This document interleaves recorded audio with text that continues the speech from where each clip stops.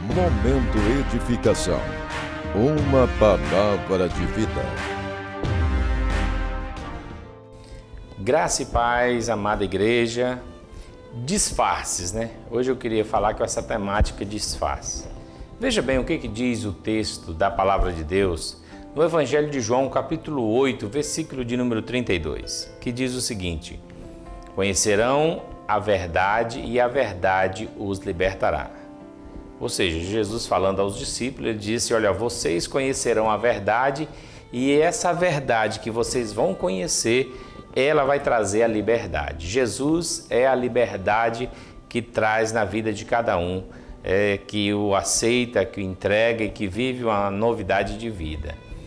Veja bem, queridos, eu queria aqui trazer alguns pontos que nós poderíamos pensar sobre essa temática, sobre os disfarces das nossas vidas e sobre a verdade que é Jesus Cristo. Olha só, primeiro ponto, quando fazemos algo que não devemos, muitas vezes optamos por usar alguma máscara para tentar esconder o erro, né?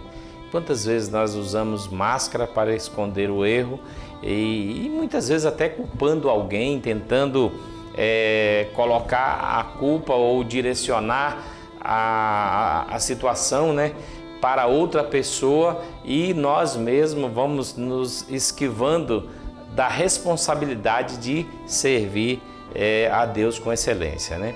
Outro ponto que nós podemos ver, queridos, né, falando sobre os disfarces, as mentiras que usamos para ocultar uma ação normalmente vão se acumulando até nos deixar completamente enrolados.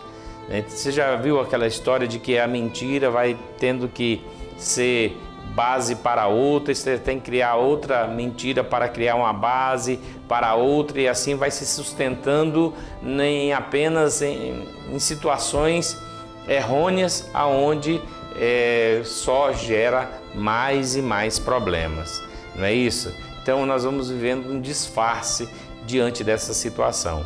Outro ponto que nós podemos ver, queridos, temos a opção de trazer à luz, reconhecer os nossos erros e viver na verdade, sem disfarces ou máscara.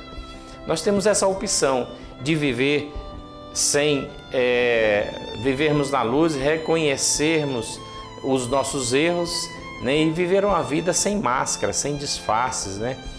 Quantas pessoas estão vivendo debaixo escondido, né, sem máscara, né?